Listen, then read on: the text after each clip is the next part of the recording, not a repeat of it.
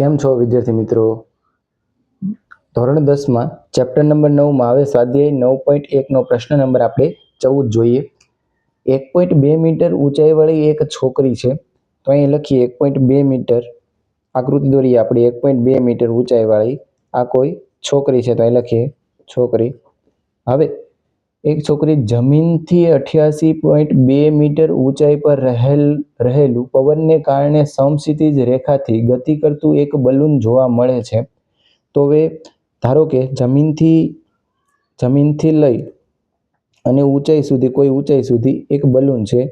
ધારો કે અહીંયા સુધી એ બલૂન છે, જોવા મળે છે. અને કોઈ એક સમયે છોકરીએ તેના ઉચ્છેદ કોણનું માપ છે એ 60 મળે છે. તો વિદ્યાર્થી મિત્રો અહીંથી આપણે એના ઉચ્છેદ કોણનું માપ છે એ લખી નાખીએ.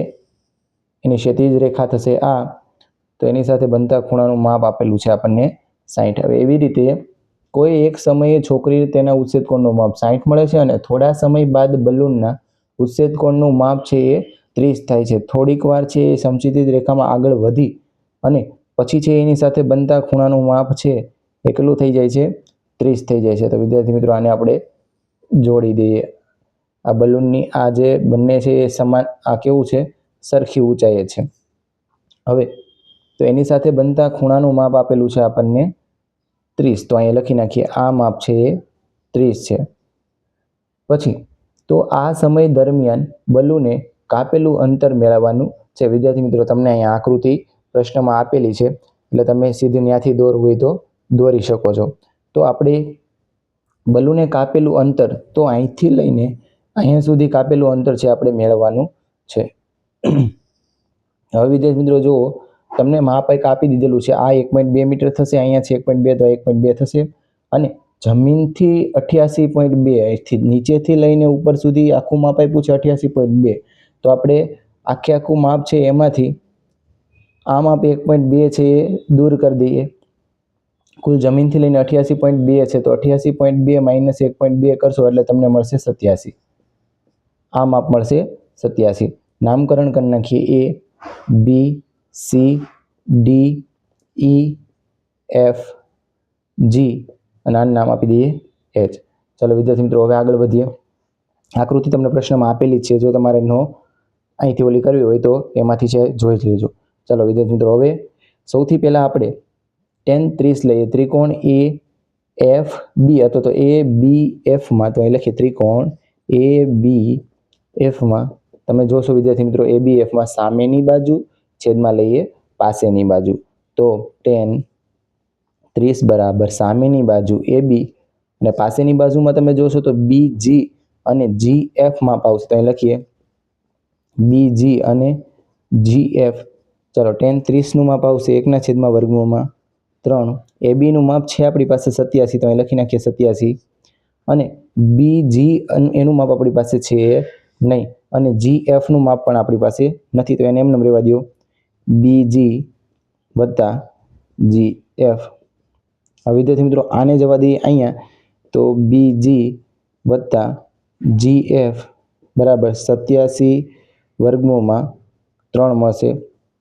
ચાલો વિદ્યાર્થી મિત્રો અહીંયા સુધી હવે પ્રશ્નમાં આગળ જોઈએ. હવે તો તમે જોશો કે હવે બીજો ત્રિકોણ લઈએ આપણે HGFમાં, તો અહીં લખીએ ત્રિકોણ HGFમાં.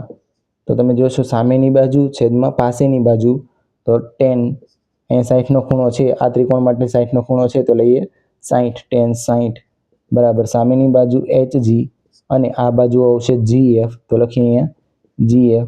આને કહી દઈએ સમીકરણ નંબર, આ જે મળ્યું છે વિદ્યાર્થી મિત્રો એને આપણે સમીકરણ નંબર 1 કહી દઈએ. એ આગળ છે એનો ઉપયોગ કરવાનો થશે પાછો. હવે tan 60ની કિંમત થશે √3. HGનું માપ આપણી પાસે છે 87, આ માપ 87 હોય તો આ માપ પણ કેટલું થશે? 87. તો અહીં લખીએ આપણે 87. અને GFનું માપ નથી, તો અહીં લખીએ GF. GFને જવા દઈએ અહીંયા, તો GF બરાબર મળશે 87/3. ચાલો વિદ્યાર્થી મિત્રો હવે આગળ વધીએ આપણે.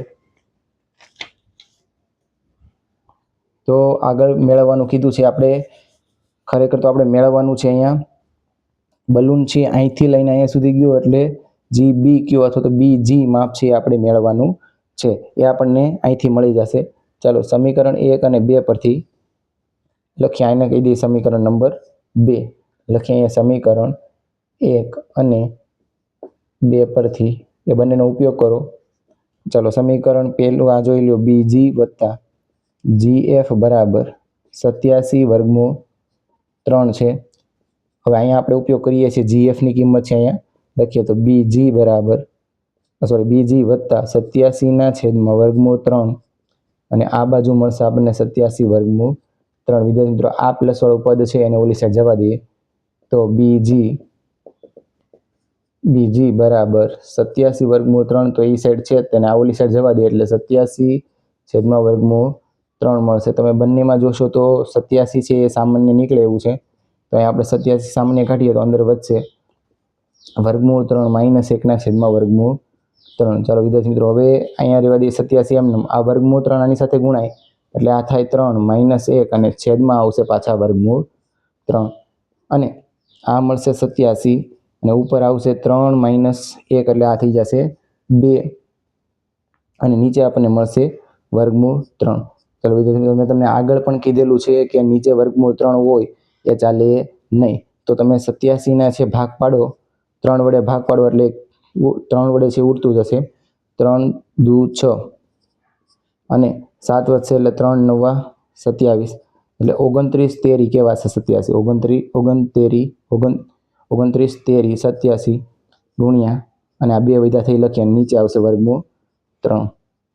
હવે જો વિદ્યાર્થી મિત્રો ઉપર જે 3 આવ્યા છે એને આપણે આગળ મેં તમને શીખવાડેલું છે, એને આપણે લખી શકીએ વર્ગમૂળ 3 અને વર્ગમૂળ 3. તો હું નીચે લખું છું અહીંયા 3ની જગ્યાએ 29, આની જગ્યાએ લખીએ વર્ગમૂળ 3 ગુણ્યા વર્ગમૂળ 3 અને ગુણ્યા 2 અને નીચે આવશે પાછા વર્ગમૂળ 3. તો એક વખત છે ઉડી જશે અને આનો તમે ગુણાકાર કરો 18 વધી 1 અને 2 દુ 4 ને 1 5 એટલે 58 થશે અને વર્ગમૂળ 3. તો આ માપ છે એ કોનું મળશે? BG બરાબર આપણને માપ મળી જશે 58 વર્ગમૂળ 3 જે આપણે મેળવવાનું હતું. ચાલો વિદ્યાર્થી મિત્રો અહીંયા આપણો જવાબ છે એ આવી ગયો છે. હવે આગળનો પ્રશ્ન છે એ આગળના લેક્ચરમાં જોઈએ.